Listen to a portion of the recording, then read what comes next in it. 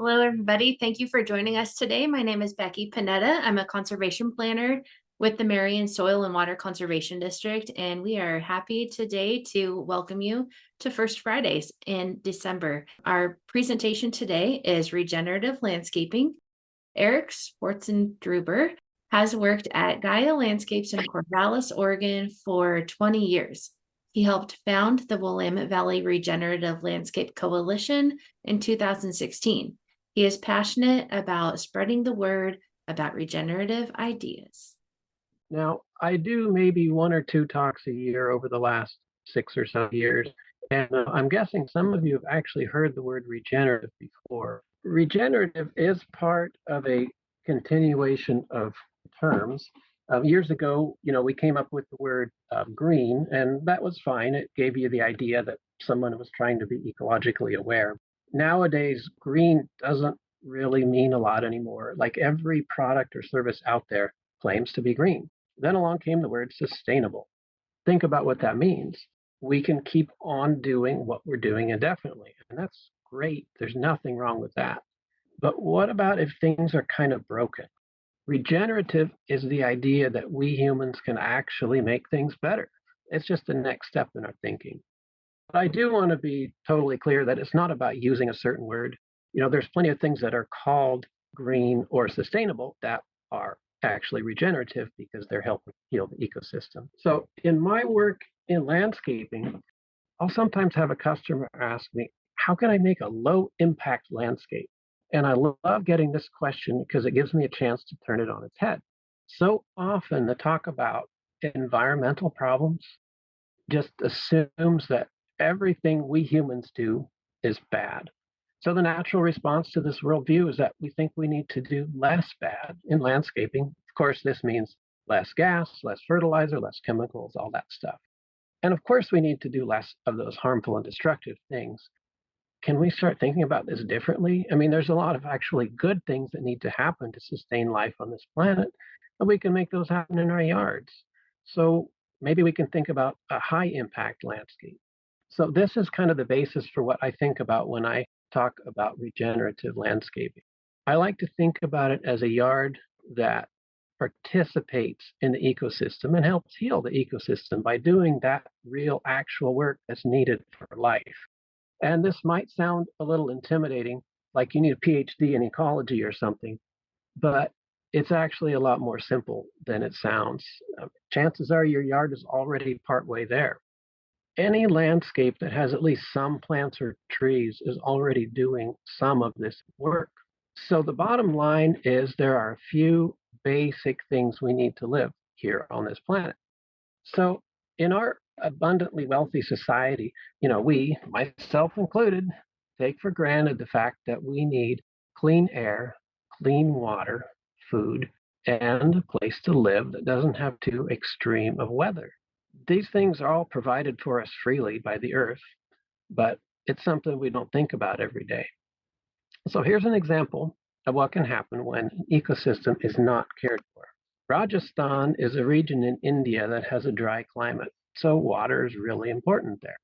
Traditional practices that helped rain soak into the ground, something like rain gardens, these practices were abandoned as old-fashioned. So when rain fell, it would just run off the rivers and disappear really quickly. Wells were being overpumped to water crops for new modern farming methods. And it did to the point where the water cycle was broken, people moving away to try to find work, and women and girls walking miles every day for fresh water. But I picked this example because it has a good ending. Inspired by a man named Rajendra Singh, who's now known as the Waterman of India, these villages began working together to regenerate their ecosystem. And in the last few decades, I think they are somewhere in the 1980s, they have brought 5 or 6 or maybe even more dry rivers back to life, flowing year-round. And 250,000 dry wells now have water. Farmers have enough crops to make a living. Displaced people have come home to be reunited with their families. Women and girls are no longer spending hours and hours carrying water. The ecosystem was broken to the point where it couldn't support human life, but it's being regenerated. that quickly. And this is one of many incredible stories of ecological regeneration going on all over the world. We don't know if we're going to solve climate change, but we can be part of this same regenerative work in our own yards here at home. We can help make sure our ecosystem supports life and maybe is strong enough to be resilient. So I'd like to talk about some ways we can do this here at home.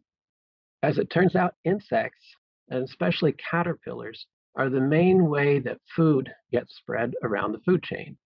For one pair of chickadees to be able to raise a hatch of babies, they have to find more than 6,000 caterpillars. Then, of course, there's pollinators. There's lots of talk about pollinators for good reason.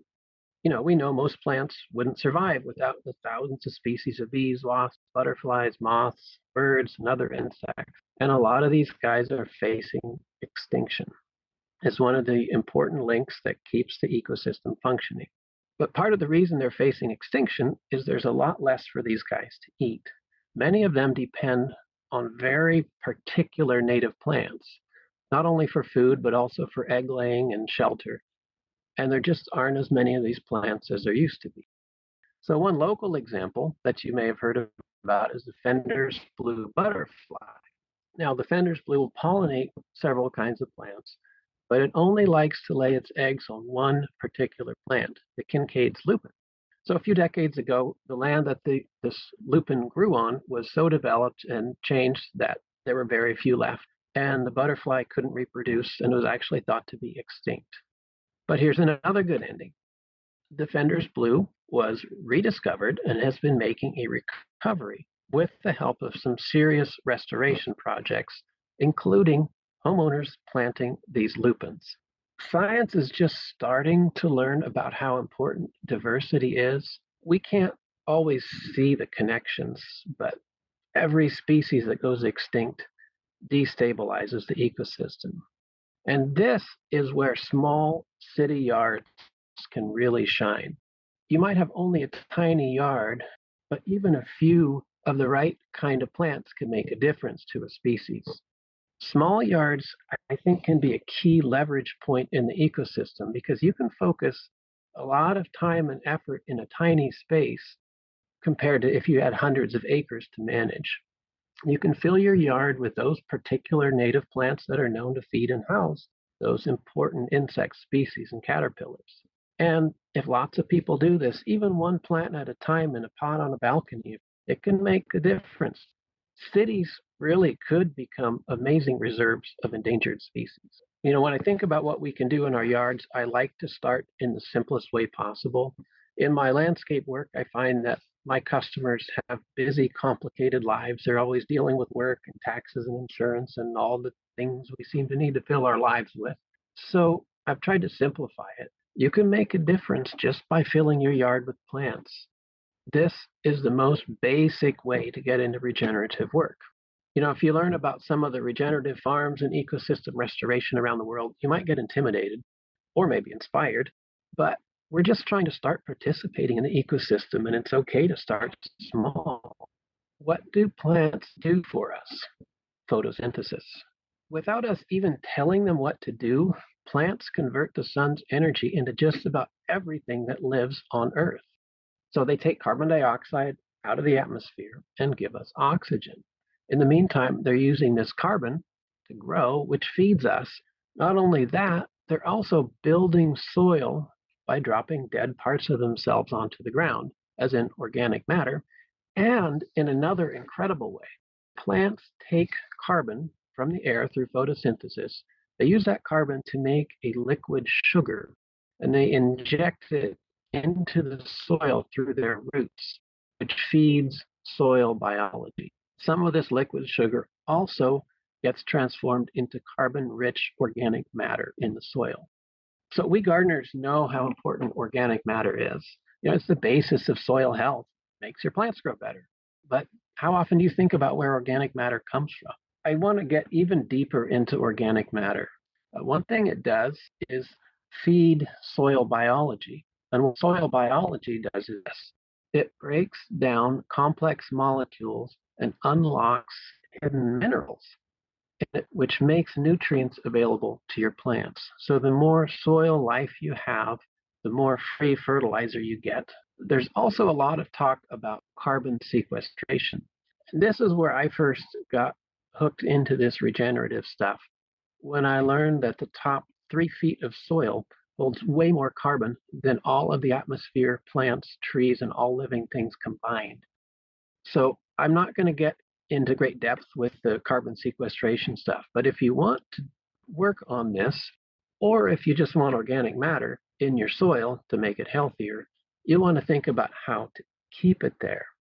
Because through all natural processes in soil, carbon and organic matter is always leaving, and that's important. It has to happen for life to be sustained.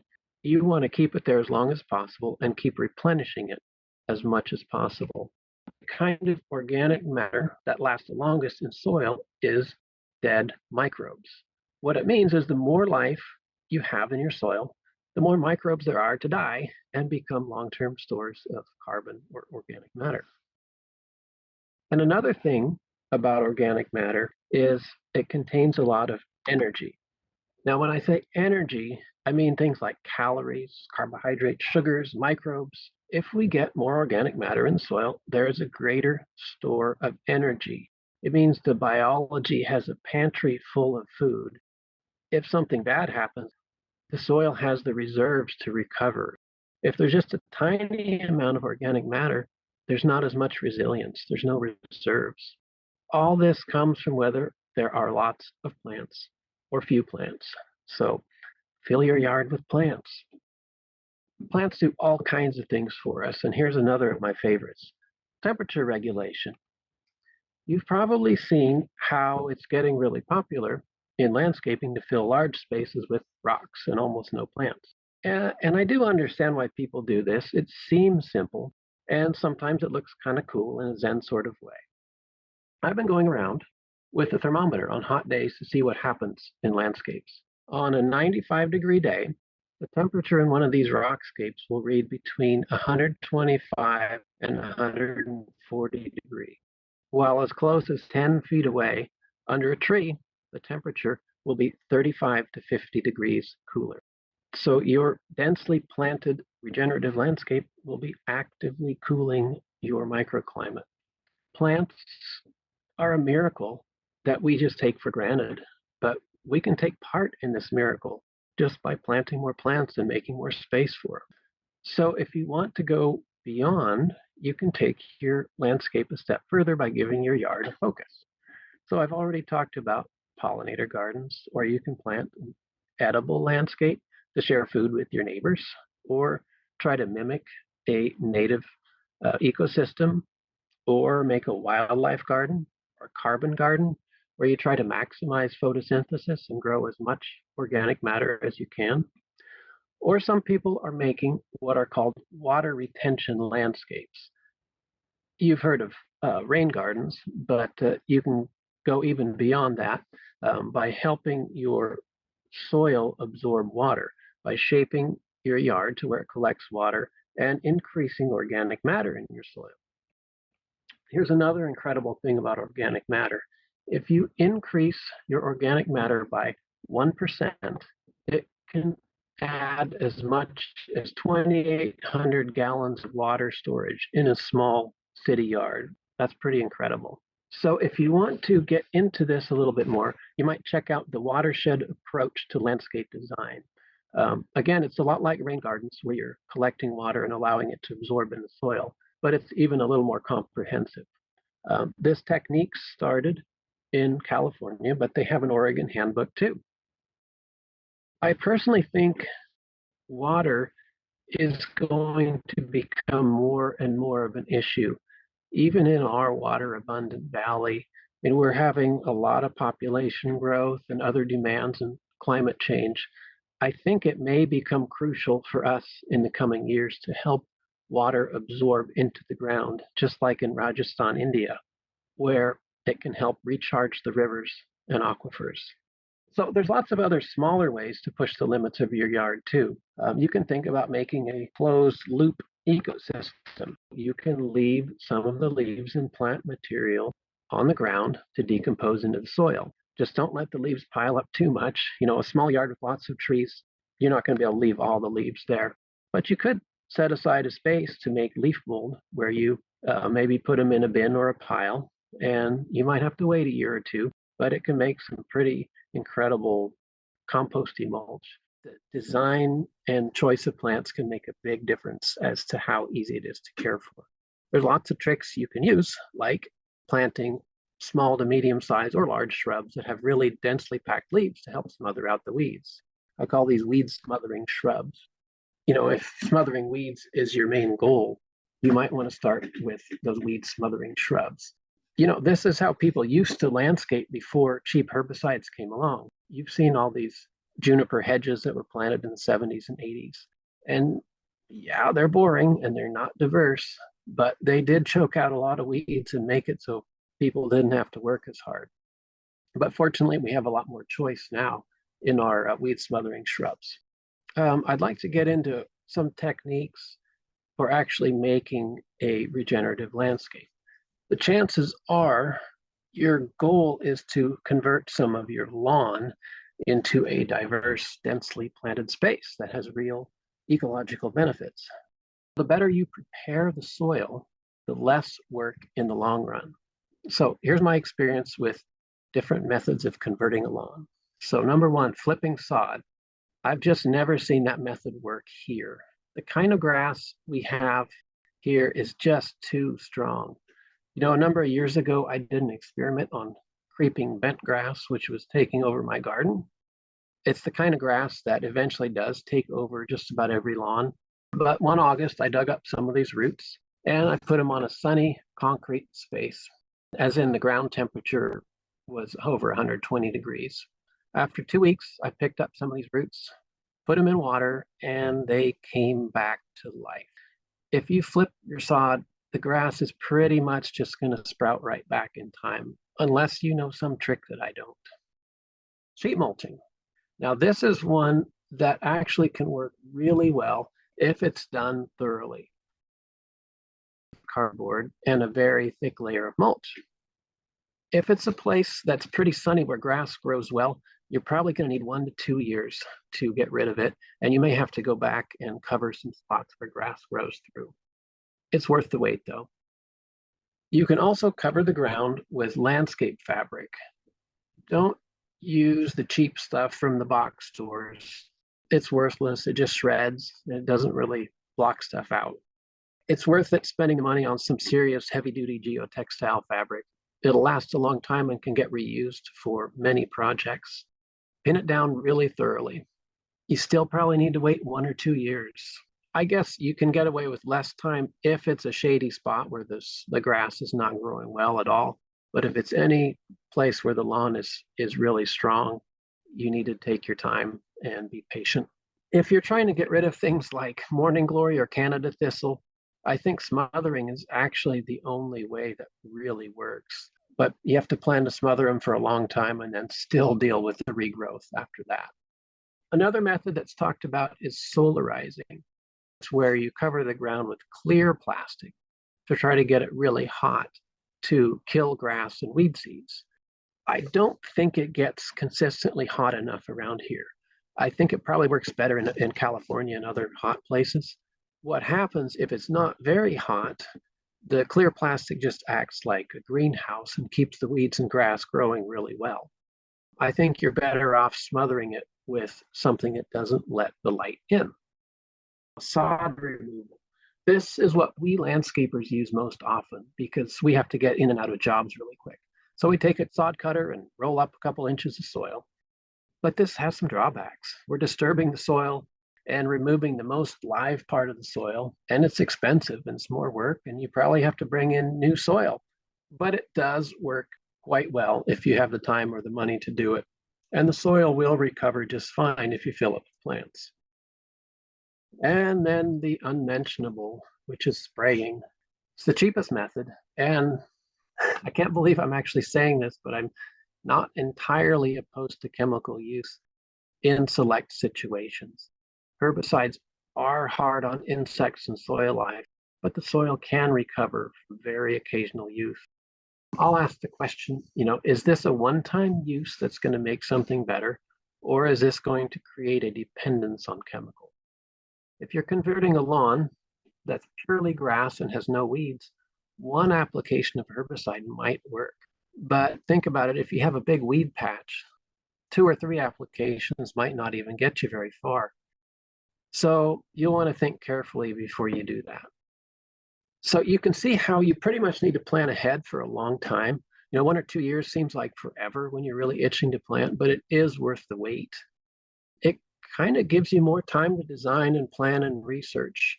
And in some ways, it gives you an advantage over us landscapers because you can take your time and help your landscape evolve over time. So moving on, I'd like to touch briefly on some design ideas. But one thing that's a concern with a really densely planted landscape is, does it look scary to your neighbors? And you yourself might not want to live in a big disorganized jungle. So here's a few examples. Number one is distinct edges. If you have some definition on the edges of the paths and the beds, it just makes it look like you care about your yard. Another one is repetitive plantings. This is something I've observed a lot, where if you have one of every kind of plant, it's just not as relaxing as if you repeat some of the plants. They don't even have to necessarily be in groups, but if you have a visually strong plant that pops up here and there, it just helps settle your mind because you can read the landscape and you can see what's going on. I like to call this naturalistic style of planting organized randomness. Another one is access and views, as in, are there clear and obvious paths, or will someone feel like they're going to get lost in your yard? And another one, signs and bird houses.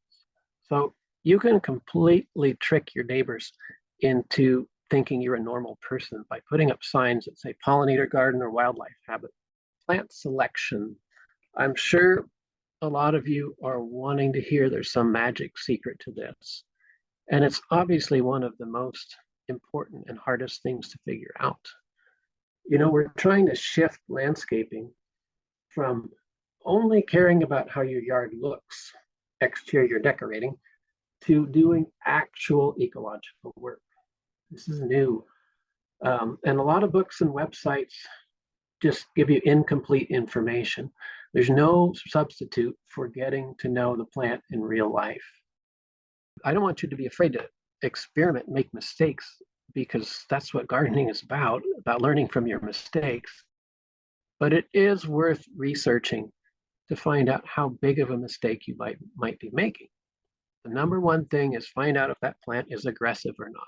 A lot of native plants actually are. That's how they became native. I see a lot of recommendations like Douglas spirea or Carex obnupta, which is sluice edge, and they're not necessarily appropriate for small yards because they can be really aggressive. One of my favorite sources for information is OregonFlora.org. They have these garden fact sheets for each kind of native plant, and they have a note as to whether the plant spreads aggressively or not. Super important. Another tip is to find out which plants are actually available in your area. Do the nurseries carry them, or do you have to learn to propagate your own if you really want it? As a landscaper, I'm lucky because I get access to wholesale nurseries, but there's still a lot of things not available a lot of the time. So when I do my design, I'll just design from what's available. And don't forget your soil and water conservation websites. Those often have tons of good information about native plants. There's studies coming out now about things like whether ornamental versions of native plants, the nativars, are equally as good for pollinators. But we're just starting to get to know that stuff. There's more and more information coming out now about plant communities, groups of native plants, and how they interact. But at this point in our collective understanding, we just don't know it all yet. So do some experimenting, just do the best you can. I hope you become a curious gardener. The world needs more gardeners, more stewards who are changing our relationship with the earth. And lastly, with design, this is pretty obvious for some, but get to know your site. Do you know where the sunlight falls on June 21st or December 21st? A lot of garden books say that the north side of your house is shady, but is it? If you pay attention, a lot of times, a lot of places here in the valley, in late spring through most of the summer, the north side of the house is actually pretty sunny because the sun has moved that far north. And you can pay attention to things like wet spots and dry spots.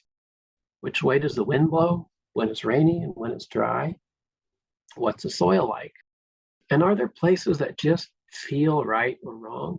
When I walk through a landscape that I'm constructing, I'll just pay attention to how my body feels. If I'm walking along a path and I just feel tense, maybe I need to change the curve in that path to go a different direction. You can really trust your gut with these things. Getting to know your site can really help you not feel so lost. Our culture has a big problem with people feeling disconnected and lost.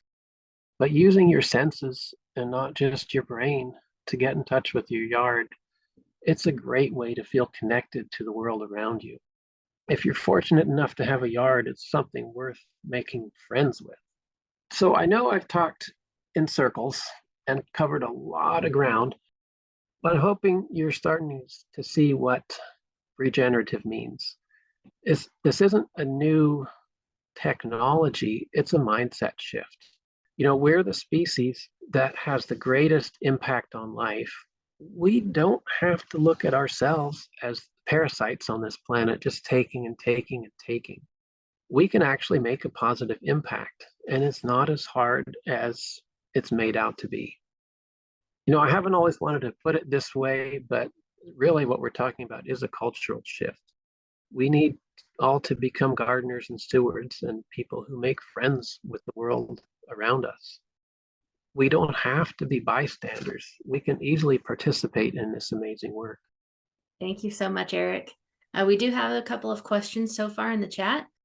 First up, do you have any tips on composting allopathic matter like oak leaves? Does that even matter or make a difference to be concerned about? Oh, that's a great question. And I do not consider myself an expert at that. I have used oak leaves in compost, and that's turned out great. I want to throw in a compost method. I've always been really bad at making compost, the kind of piles that you turn and they just never work out for me. There's a method called the Johnson-Su method, Johnson-SU. It's a no-turn method. It takes a lot of work in the beginning, but then you just let it sit. So check it out. And so I made some of that stuff with oak leaves, and it turned out great. I've had no trouble with it.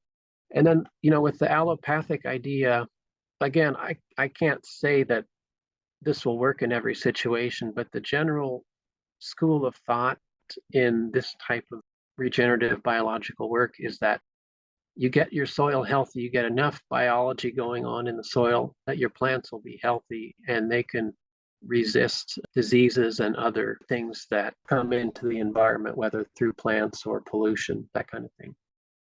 Next up, what are some of the weed smothering shrubs you use? Cryptomeria, which is Japanese cedar. Tansu is the variety, which I haven't seen on availability lists lately. I love that because it's super dense. There's a lot of other cryptomerias. There are not a lot of small native shrubs that are very good at smothering weeds. I will use, osmanthus, false holly, some barberries. Again, I'm not strict on native plants only. We should all include as many native plants as possible, but there are some situations where you can find a non-native that still has a lot of benefits, provided it's not invasive, of course. And there's not a concise list of weed smothering shrubs. You can look at pictures generally and see if the plants grow at least knee-high and the leaves look like they're fairly dense, they will do some of the weed smothering for you. I would say, weed smothering is not going to solve your weeding problem entirely, but once the plants are really established in a dense planting, it would be safe to say, you can cut out your weeding by at least 50%. But there's some things like blackberries and thistles that just grow through just about anything, no matter what you do. Next question, what species of lupin is best for those butterflies? It's called the Kincaid's lupin for the Fender's blue butterfly. That is one that is hard to find on availability lists, and it would probably be worth contacting your local soil and water conservation district. There may be people who know how to propagate it, that kind of thing. A couple kinds of lupins that are more commonly available, the river lupin and the large leaf lupin on availability lists. And those undoubtedly have lots of benefits for other pollinators and caterpillars and things like that. But for the Fender's blue, it's the Kincaid's lupin, Kincaid. Do you know of any native virus of our Willamette Valley trees that are smaller, like a 30-foot Douglas fir? Or is it okay to plant a huge tree but then chop it down when it gets too big? That's a great question. One thing that Doug Tallamy suggests in some of his books is plant a tree. He's really big into oak trees because they support the hugest number of species of caterpillars. Across the country, it's hundreds and hundreds. I forget if it's 500 or 900. And he said, he suggests if you don't have the space, well, plant an oak tree for 10, 15, 20 years and then chop it down. Nothing wrong with that. You're giving that plant time for a while. And you do want to keep in mind, how long are you going to live in the place? And, will somebody remember to chop it down before it becomes a hazard? That kind of thing. That is a very legitimate way to look at things. Address the importance of abundant pollen and how many ornamentals have less pollen than the native flowers they are derived from? Yes, that's something, again, Doug Tallamy gets into in a fair amount of detail.